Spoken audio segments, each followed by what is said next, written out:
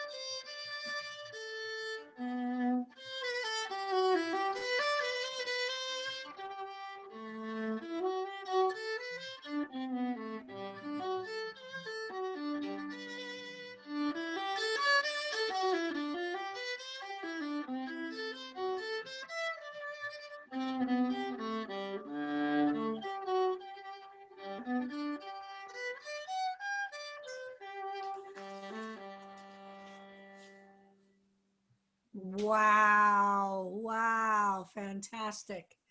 Adria, you're just an amazing gift to us, to me personally. No, well, Thank you. Just beautiful. equally a gift for me, believe me.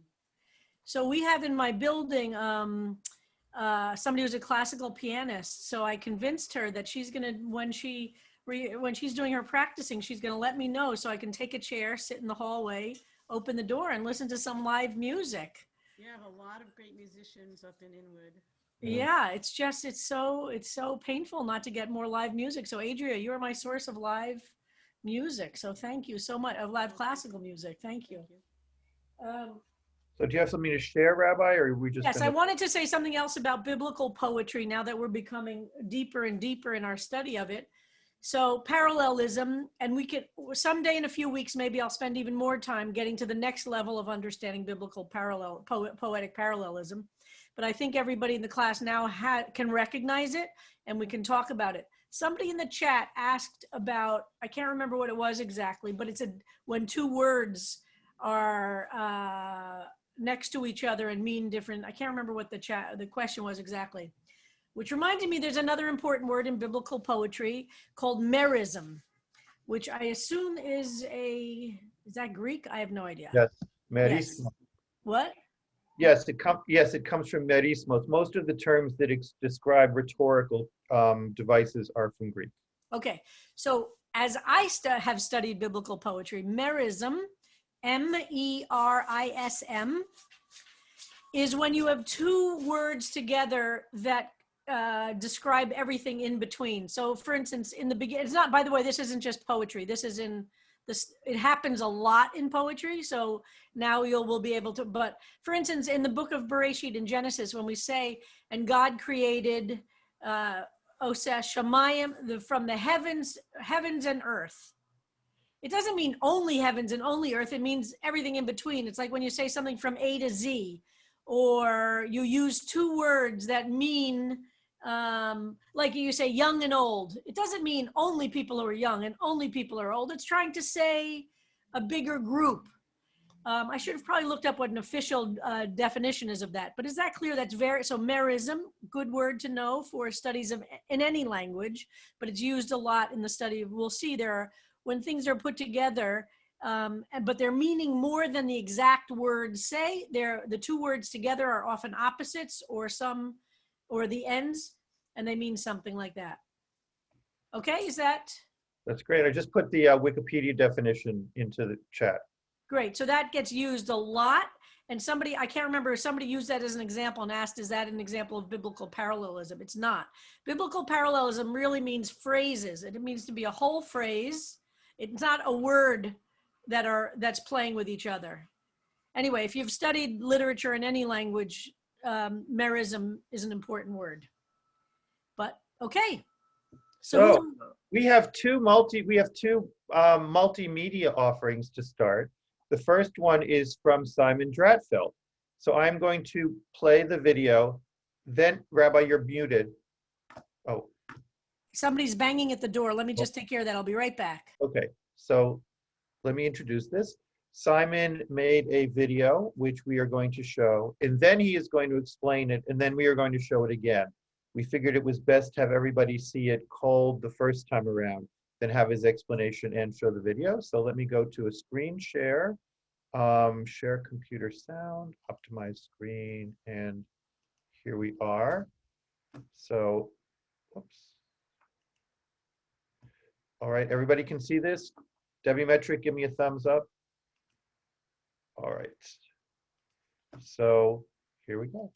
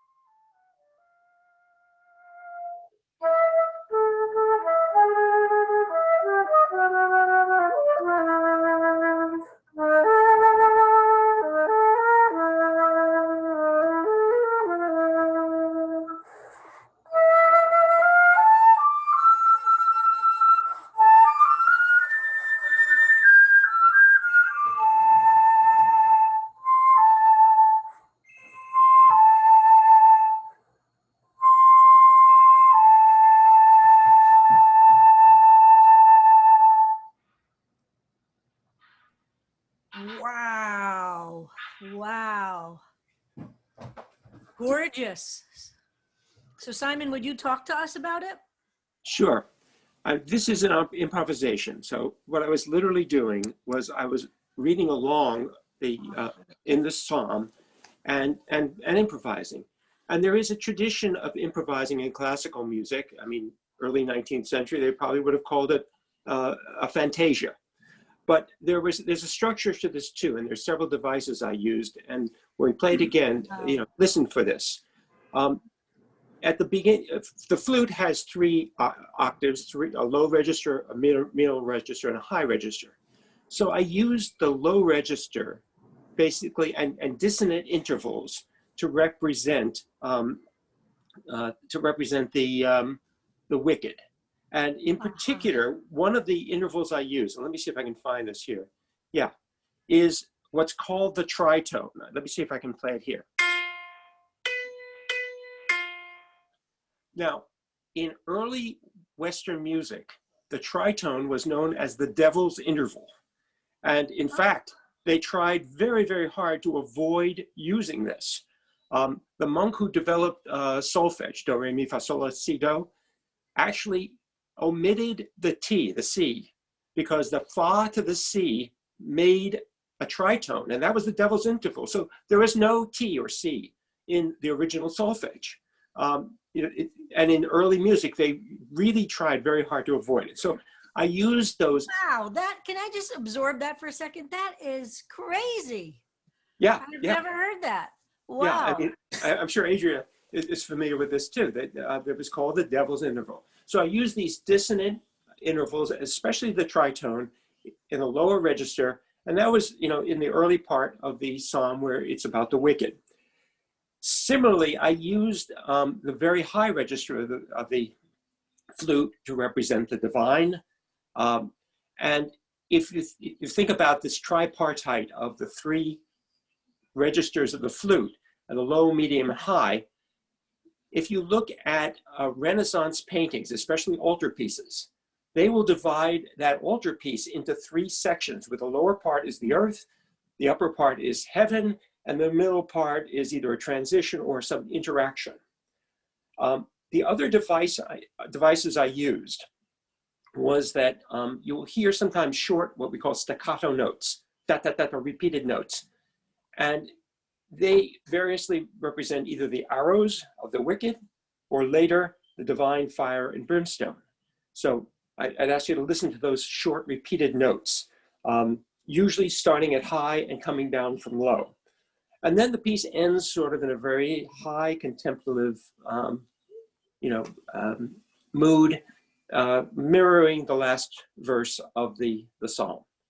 So listen for that use of the low register versus the high register, the dissonant notes, especially that tritone, versus the consonant notes of the high, and those short notes. So Harold, you want to play it again with that? Can I just ask you a question? Is there, just back to the tritone, because I don't really understand what you're saying. Is that in every octave there's a tritone, or there's one tritone? Like, is it, so it exists in all of the different? Okay, so.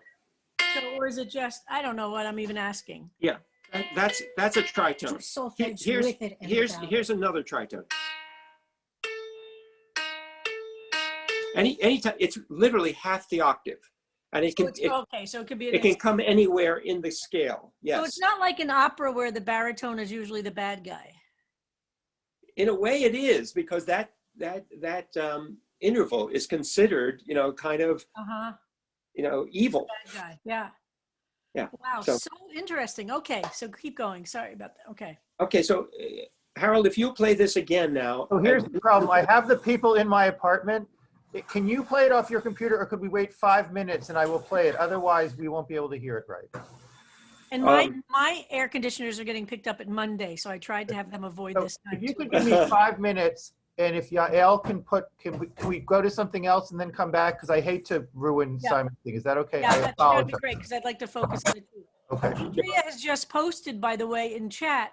So this is a whole program about tritones, Adria? Is that what it's an article that you can also read great. About what the the so-called devil's interval. And it also, in physics, the relationship between the two notes that create the tritone is a very unstable relationship, and it creates a conflict in the waves of the sine waves that the notes create, and they butt up against each other.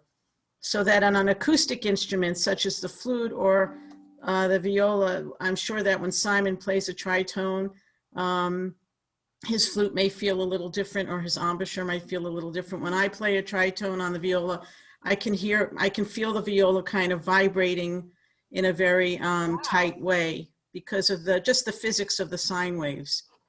And what is an augmented fourth, Ari? It's like similar to the solfege. It's just the distance between the two notes is an augmented fourth. Yeah. So It's one half. You're taking 1/2 step out of what's called a perfect interval, which is a consonant interval that sounds like this. There's no conflict there. I think your body feels peaceful when you hear this, as opposed to this. Can you hear the difference? Like, my teeth are rattling when I play this, because Yeah. the vibrations of my instrument. So And this is interesting. now I add back that half step that Simon was talking about, and now nothing's rattling except the stuff that usually rattles all the time on me. And that perfect interval is actually a 3-to-2 ratio of the vibrations, whereas the augmented fourth or tritone, which is really the same interval, has a very complex thing, and as Adria says, creates a real clash in the sine waves, which are the sound waves. So somebody's just posted that Leonard Bernstein was fond of this, and the first two notes of Maria from West Side Story are a tritone. Yeah, right. I've watched every single one of. That's the tritone right there. Wow, I've watched every single one of his young people's concerts. I wonder if he talked about this, and I just don't remember. It went over my head. Okay, let's go back now, to our screen. my people are gone, so I can do this now. You can play it again. All right, great. Your door is open, Harold.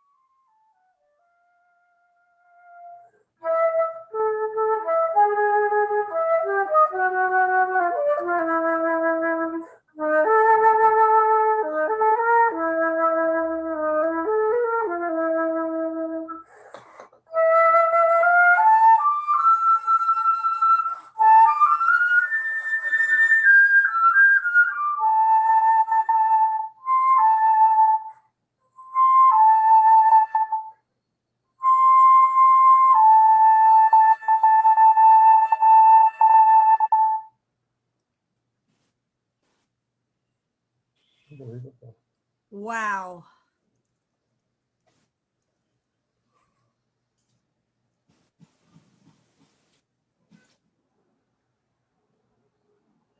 I think this must be our first one like this, Simon. I'm so moved by it. It's interesting that somebody writes in the chat that it sounds like it could be a creepy movie soundtrack.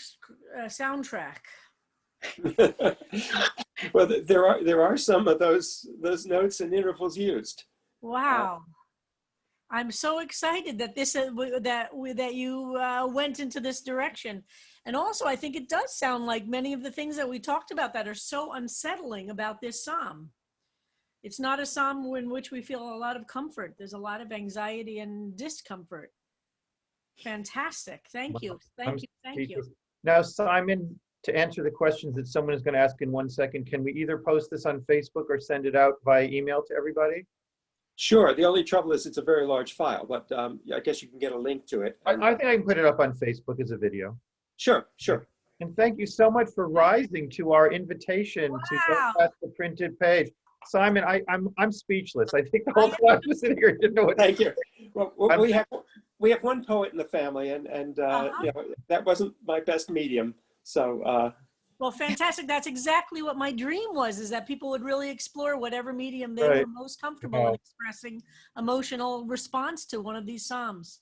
Fantastic. Now, we have a second multimedia presentation. Well, I just can't wait. Can you guys imagine what it's going to be like when we're back in our building and we have a whole evening together to celebrate our class? Unbelievable, yeah. We could have Cindy and Dean. I can't remember if anybody else has done any visual that up on the wall. Yeah. We could have a concert of those who have written or played music and some readings of the Psalms. Oh my God, that's going to be so much fun. And we could eat together. We could figure out what foods would be appropriate to eat together. Fantastic. I'll bring granola. Now, Does Mickey Sarkoff have co-host for a minute? Randy I might. promise. By the way, Randy, somebody okay. just said, when we're back in the building, will we keep Zoom? Yes. And in fact, Harold knows last night at the executive committee, we're talking about how to build for the future to improve the cameras we have at the synagogue, to have more rooms that have the technology so classes can be better. Right now, we don't have very good technology. So we want to build that up so that, yes, while we're doing this, we're going to be stronger. And then when we go back into the building, we'll be able to do better connecting via the airwaves. Yes. So I'm sorry, Babette, it should be Randy. Randy, you want to be co-host for a minute, right? Sure. Or you could show it. I have it here. It's fine. I wasn't quite sure exactly how everything fit together. So Okay. you should have co-host and screen share now. Yes? No. Host disabled Not participant. Randy Axelrod, Randy Sarkoff. Sorry, Babette. Just a second. And yes, to get back in the building and do this would be unbelievable, a whole evening. Who knows, maybe we'll find some some recipes. We can, I'm sure there's food in the Psalms. We could just make the Well, food. a colleague of mine just posted that her idea for how to do Simchat Torah virtually, because we can't do the Hakafot, is that she came up with these very clever drinks, one for each book.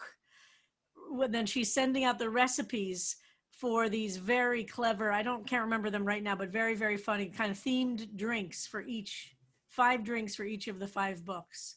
Okay. So surely we could come up with special foods for each of the Psalms or something. So Randy is getting. I have it. So whenever you're ready for me. We're ready. You're ready? Okay. Here we go. I hope this goes better than some of my early classes. Okay. Do you see a photograph? Yes. Me too. Excellent. Okay. So in a new medium, I decided to use photography. My first career. I've got to say, I worked in a darkroom years ago before all this technology, and it was easier back then since I don't have the proper software, but I still pulled it off. So this represents to me the first 2 verses of Psalm 11. So what are the righteous to do? Should I fly to the hills like a bird? The wicked ready their bows. Wow. I want to stop here and explain the top photograph, which I know the Rabbi knows exactly what this is, and not everybody was on the trip to Israel with us. We went into the West Bank, into Hebron.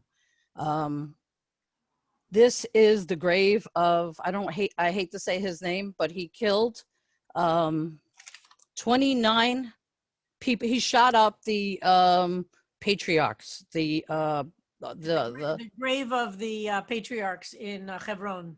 The right. Machpelah. He shot up 29 Muslim worshippers. And 125 additionally were wounded. And we went and saw the settlement there. And they have these wonderful high rises where you could imagine the discrepancy in the housing of the non-Jewish people that live in the area, the Palestinians. And this is his grave. This is the man who shot up and killed 29 people as they were worshiping it was Ramadan in Purim. And it's kind of a shrine. And it was, if you look at our group, it's emotional. It's kind of like, the people who did 9/11 and putting up shrines to them. Yep. To me, this is where the foundations break in Judaism, because this represents Jews to me. Mm-hmm. This photograph represents really verses 3 through 6. Foundations are destroyed.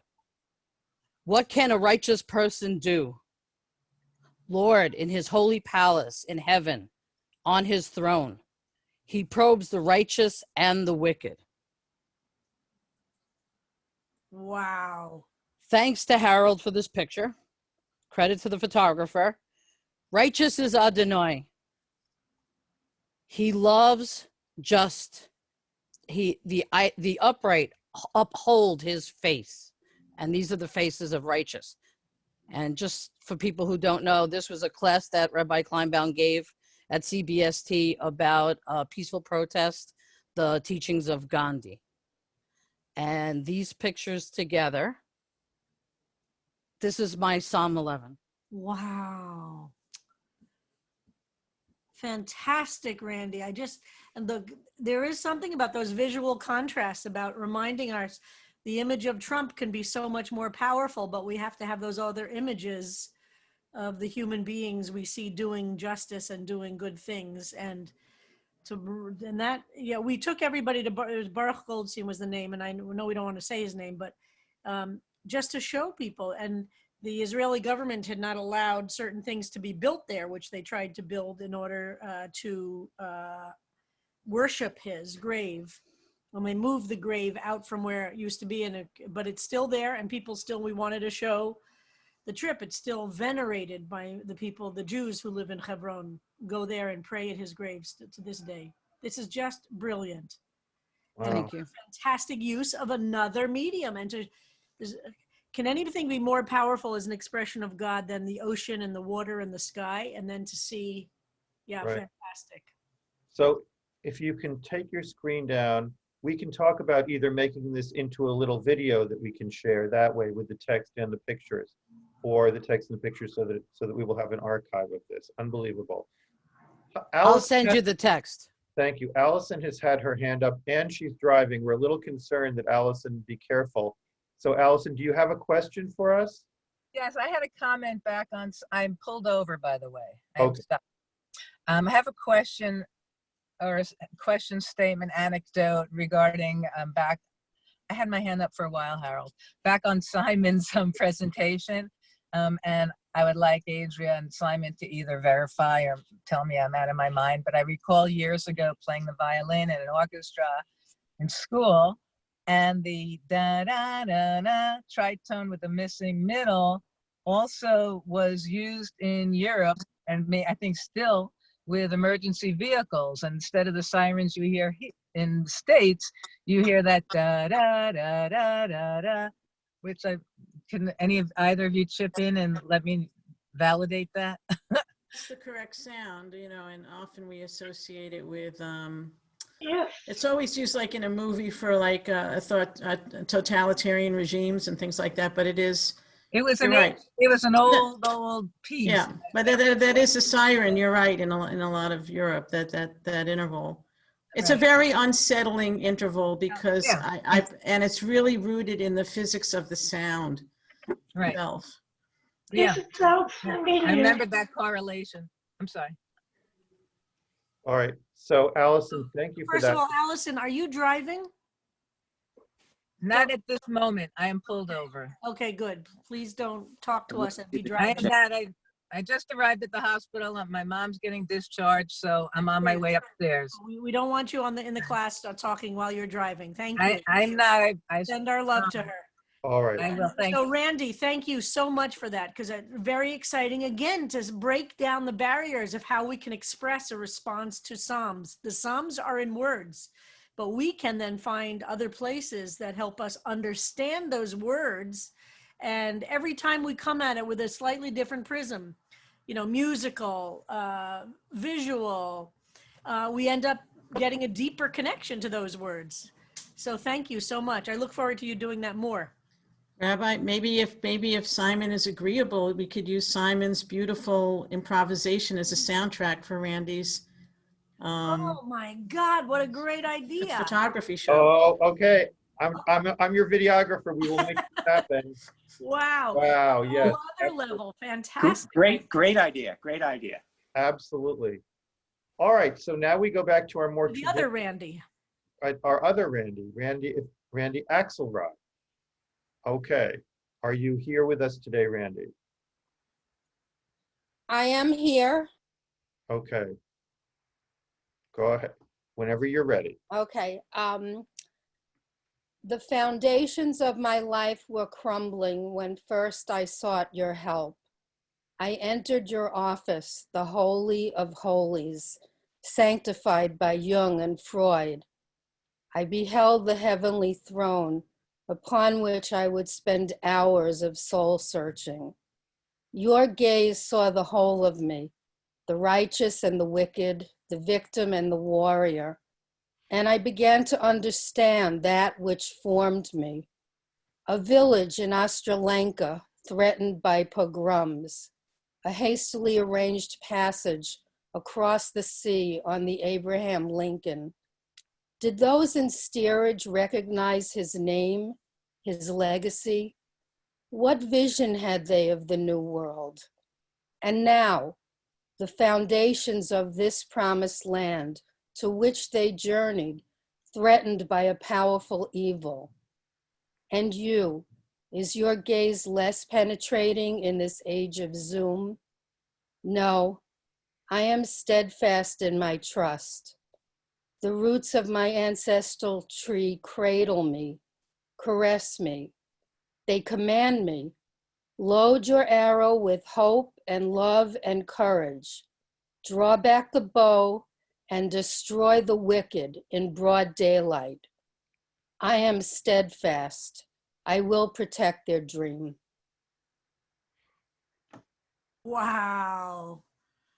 Randy, talk to us. Tell us about your process and how you came to this. Well, you know, I tried to write a song before and it was just forced. So I guess you inspired me.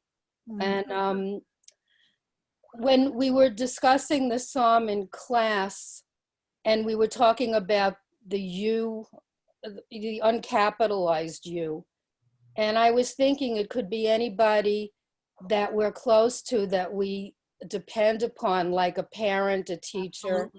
Absolutely. And, you know, so I had that thought. And then when I sat down at home and I started to write, when I read the verse about the heavenly throne, this image of a therapist's couch just came into my head. Uh-huh. And, you know, so that was the beginning of it. And then, you know, I thought about my family and how they came here and what courage it took and how they came to this promised land and now it's threatened. So that's really, you know, the process. I love the way you're dipping in and taking from the original psalm, but totally creating something that's completely, now that you say it, how obvious that is, right? That therapy in our generation is often where people experience revelation, right? Really experience great new insights, really experience absolute, the sense of being a deep soul searching. And I love your gaze saw the whole of me, the righteous and the wicked. So for you, this psalm isn't about the wicked outside, but it's about our internal stuff. Wow. Yes. The victim and the warrior. All of us encompass all those things. And I began to understand that which formed me. Wow. And then to go through these things. Yael Bar Chava, this reminds me of what you wrote as the parent, you know, the ability to start to get that deeper sense of where we fit in, both the ways we've been scarred and traumatized, and then we start to understand those who have had that impact on us. Wow. Load your arrow with hope and love and courage. What a beautiful imagery. Well, I get that from your drashes, Rabbi. Wow. Amazing. This is fantastic, Randy. Thank you. Yeah. And I like very much the specificity, which is part of what we see in Psalms, that to say the name of the village, the name of the boat that they came on, of course, those are very specific and individual, but all of us, it's a universal relationship to it, right? But I like it when I like seeing those very specific references, but we can all relate to that. Is your gaze less penetrating in this age of Zoom? Woo! Fantastic. Wow. Beautiful. Ooh. Thank you. So Simon, we've done. And now Noreen, Dean, we have your artwork here. Let me make it a little bigger. Dean, I don't know if you heard, but I talked about you at the new members session. Uh-oh. I don't know if anybody was talked about. Somebody was, I can't remember how it came up. Somebody started asking about how we music at CBST. And I said, you know, I was kind of horrified when I first came as rabbi to CBST that the gay synagogue in New York City would not have the best possible music.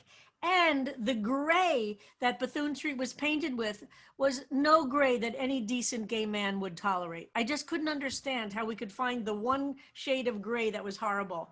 And Dean repainted the entire Bethune Street Remember that, Dean? You did. Yes, You painted yes, the ma'am. whole thing for me because I was so horrified with the color that had been there. Anyway, so Dean, we go way back. So tell us about this. All right, the color is a little off on this. I'm sorry I didn't get this photograph by my friend on time, but I wanted to get it in. You can see this is off the foundation. So our copper nails stay in the same position they have been in all the Psalms. I think all of you are used to my vocabulary now. And you can literally see it coming off the foundations.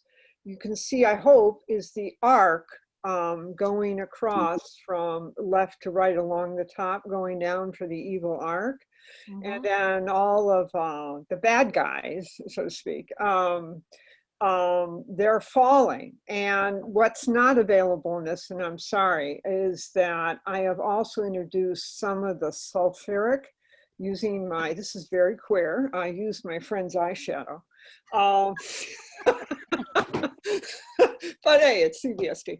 So there's a little bit of that along, but you can see where the fire, and then the smoke, which as you can see in the center here, I'm very excited about that. I was actually able to get the smoke onto the paper. So you could see the whirling flames. How did you do that? Carefully with, this is all about playing with fire. I've now become a major pyromaniac. Assuming that and getting it to go right. But anyway, I kept, as always, try to keep close to the psalm. And I wanted to bring up that the match head, which is always the speaker for the psalm, he's in the safe space in the upper right hand, that upper corner there, clearing that in a clearing. But his green matches some of the slight sulfuric coloring because the match head is also made from sulfur. And one more thing on sulfur, which is to get to brimstone, is that the core of the earth is filled with that, which I find really interesting. So wow, what a great reference back to the Evan Hashtiyah. Yeah. So anyway, I think the natural world is a miracle. So beautiful. Wow. I can't get over it. Remind us how large this is. I know I ask you every time, but on the computer it's pretty small. These are they're 2 feet high and 3 feet wide. So that's pretty big. I'd love to. I can't wait to be able to experience them in life. But I just love, and I love that each one is related to the one before and building on the story of it. Right. Fantastic, Dean. I just love these. How are you storing them? Are they in a portfolio or you're not? No, they're 2 inches deep. Yeah. So they're stacked in my studio. Got it. Wow. Fantastic. Wow. Yeah, playing with fire. What a great metaphor for our world right now, right? Larry Finkelstein, are you with us? Larry? I am. Okay. For Neil, how can you expect me to be lighthearted when my heart is a target to be broken by your decree? I am shaken to my core. What can I do? When I wake in the morning with tear-soaked pillows as evidence of my fitful dreams, where now I will only be able to see his goodness. Are you watching from your secluded eyrie, testing me to stand amongst the spreading evil in order to strengthen my trust in your goodness? As you spread your plague throughout the evildoers, my trust in you is restored, even as I realize that in your house of justice, you have ruled it was time for him to see your face.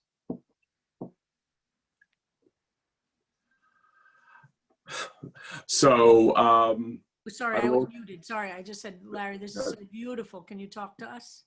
I will. So, sorry. Neil was a friend of 25 years. We met each other when we were both going through the same thing. We sort of were on the same track as we came out. He was also married and has a daughter. And we were lifetime friends. The last 2 years, he had been facing a series of medical problems. And just before Labor Day, he went into the hospital and was diagnosed with a rare, terrible brain cancer. Oh, no. And he was in Philadelphia, and I wasn't able to visit him. He wasn't allowed visitors at Jefferson Hospital. And his condition deteriorated. The chemo really didn't work.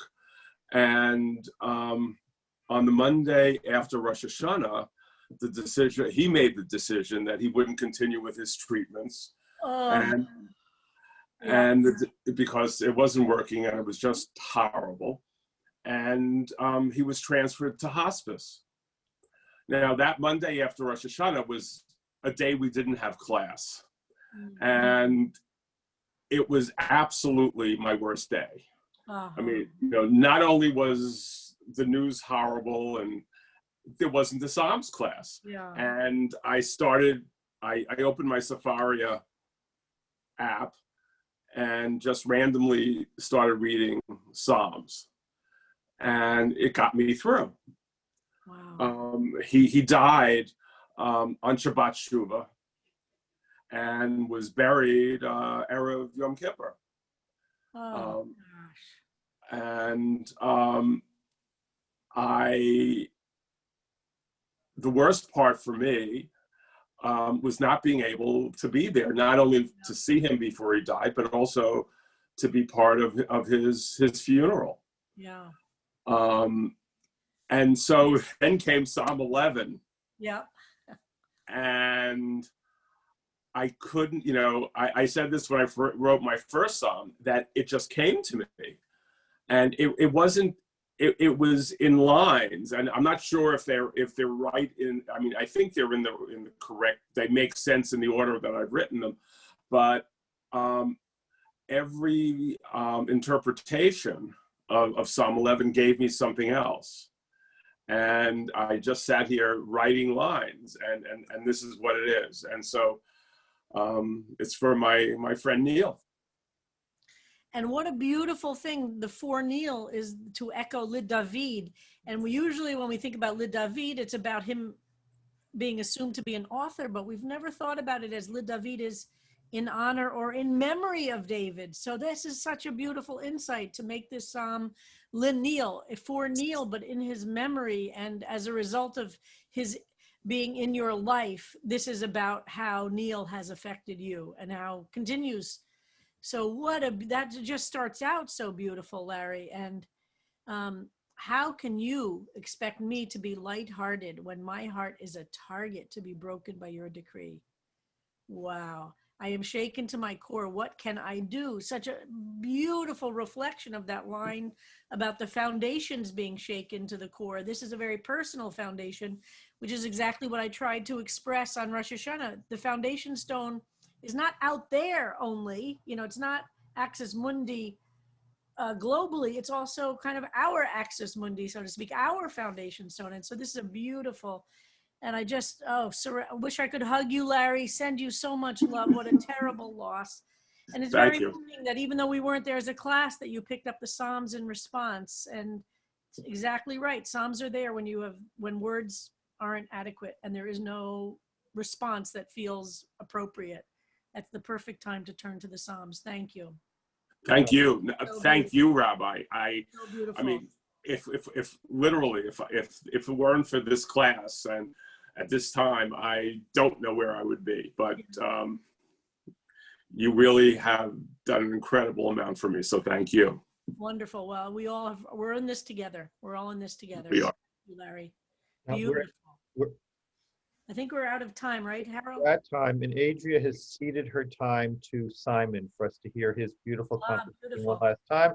And to remind people, tomorrow is Friday, no class. Monday is a holiday, no class. We'll be back on Tuesday, and you can get additional Psalm 11 offerings into Hanukkah by the end of the day on Monday, and we can include them when we get back to this on Tuesday. And an early Shabbat Shalom for anyone I will not be seeing tomorrow night. And Shabbat, this Shabbat, Shabbat morning is Shmini Atzeret, where we'll be having Yizkor. And if you've never come to a Shabbat morning service, this will be a beautiful one with Kohelet and with Yizkor. And then Saturday night is Simchat Torah, 7 p.m. Eastern Standard Time. Everybody welcome. Look for the information how to join in the Friday morning email that goes out. And we have a very special treat, which is a soferet, a scribe, who is going to teach us how the Torah is actually written. So an artist, Rabbi Linda Motzkin, is going to be joining us via Zoom, of course, from upstate New York, where she lives. So everybody is invited to join us for all of the gatherings this Shabbos. And of course, Deborah Megdal has her 3 to 4 o'clock, beautiful connecting in community. Havdalah is going to be part of the Simchat Torah service, so there won't be a separate Havdalah this week. So have a wonderful Shabbos, everybody, and I look forward to seeing you at Shul. Zoom shul. All right, here we go. Zoom Shul, right, Zoom Shul.